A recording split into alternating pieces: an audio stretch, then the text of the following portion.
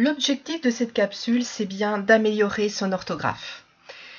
Il faut savoir qu'il y a différents types d'orthographe. D'abord, l'orthographe qu'on apprend quand on est tout petit, on apprend d'abord à écrire des sons, c'est ce qu'on appelle l'orthographe phonétique. On apprend à écrire corbeau, par exemple, C-O-R-B-O. Ensuite, on apprend les irrégularités de la langue. On apprend par exemple que le chiffre 7 s'écrit avec un P alors qu'on ne l'entend pas. Et puis ensuite vient l'orthographe grammaticale. Là, ça implique de maîtriser toutes les notions de grammaire, les accords, sujet, verbe, singulier, pluriel, les temps des verbes, etc. Donc l'orthographe s'apprend progressivement. Il y a plusieurs types d'orthographe.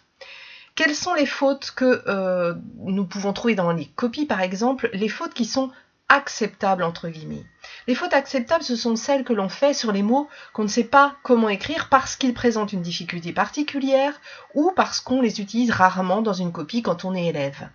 Par exemple, piédestal, c'est compliqué à écrire, on le rencontre pas très souvent, ou bien avoir, à faire, à.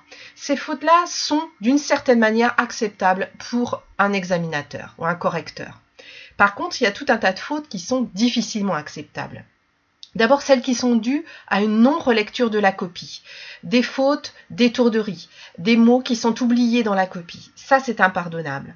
Ensuite, bien sûr, des fautes sur des mots simples ou des mots souvent utilisés. Tout d'abord, d'une part, d'autre part, aujourd'hui, en partie, etc. Tous ces mots simples, il faut savoir absolument les écrire. Les fautes liées aux accords, quand on ne vérifie pas les accords sujet-verbe, les accords adjectifs-nom, ces fautes-là posent problème. Et enfin, les fautes liées au manque de maîtrise des règles simples, CSES, CES, etc. Toutes ces règles simples, il faut être capable de les maîtriser. Alors, comment faire pour maîtriser l'orthographe comme ça, simple? La première étape, c'est d'abord se connaître. Il faut être capable d'identifier les règles qui nous posent problème, trouver ces failles. Vous avez une succession ici de savoirs, de connaissances orthographiques à avoir, tout un tas de règles à maîtriser. Alors, je vous laisse regarder ces images. Il y a tout un tas de règles. Savoir choisir entre A avec accent, A sans accent, ou. La règle sur les on, sur les sons, sur les est, sur les peu, ce, c'est. Mais également tout un tas d'autres règles que vous pouvez prendre le temps ensuite d'observer. Ces phrases modèles là qu'on vient de voir, elles renvoient à des règles. Il faut être capable d'appliquer des règles simples pour trouver la bonne orthographe. Donc ces règles, elles sont visualisables sur ces différentes images là que vous pourrez regarder attentivement, tranquillement. Ces règles, il faut savoir les utiliser. C'est pas parce qu'on connaît les règles qu'on sera forcément très doué en orthographe. La première chose à faire pour être sûr de maîtriser l'orthographe quand on rédige, c'est se relire à chaque fois que l'on a rédigé une phrase. Dès qu'on a fini une phrase, on doit la relire. Et on la relit en faisant quoi? D'abord en vérifiant les accords sujet-verbe. Qui est-ce qui chante? Est-ce que c'est un pluriel? Est-ce que c'est un singulier? Etc. En vérifiant les accords adjectifs non.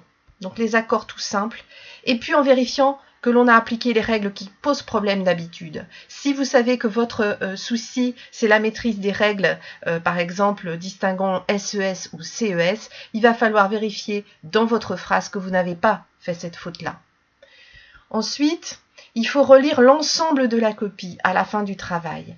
Quand vous avez fini l'ensemble de la copie, vous avez bien sûr relu une seule fois chaque phrase que vous avez orthographiée, mais il faut à la fin relire l'ensemble de la copie. Et pour relire, il faut être concentré uniquement sur l'orthographe et non pas sur le sens, ce qu'on a naturellement tendance à faire. Donc on relit en étant concentré uniquement sur l'orthographe et on vérifie que les règles d'orthographe qui posent problème d'habitude n'ont pas posé de problème sur l'ensemble de cette copie. C'est donc une relecture technique que l'on effectue. Alors, ce qu'il ne faut pas faire si on résume, il ne faut pas seulement relire la copie à la fin du travail une seule fois quand on est bien fatigué et qu'on ne voit plus grand-chose finalement. Donc, relire une seule fois à la fin, c'est une erreur. Relire sans savoir ce que l'on doit observer, simplement en se disant « je vais voir s'il y a des fautes d'orthographe », ça ne suffit pas pour voir les fautes et les corriger. Il ne faut pas non plus relire en pensant au contenu de la copie, c'est-à-dire vous ne faites pas une relecture en vous demandant si c'est joli, juste ou faux, vous faites simplement une relecture en vous demandant si vous avez bien respecté les règles orthographiques qui vous posent problème d'habitude. Et puis l'erreur, évidemment, ce qu'il ne faut pas faire, c'est ne pas maîtriser les règles de base. Comment appliquer une règle si on ne la connaît pas ? Ce qu'il faut faire à l'inverse, c'est évidemment connaître les règles, tout particulièrement celles qui posent problème. Se relire une première fois, phrase par phrase, on l'a dit tout à l'heure, se relire une seconde fois pour l'ensemble de la copie à la fin du travail, et bien faire une relecture technique centrée uniquement sur le respect des règles orthographiques. Plus généralement, pour que l'orthographe devienne un automatisme, il faut y penser à chaque fois que l'on écrit dans la vie quotidienne, mais aussi en cours bien sûr, mais quand on écrit dans la vie quotidienne, c'est comme ça que ça va devenir un automatisme.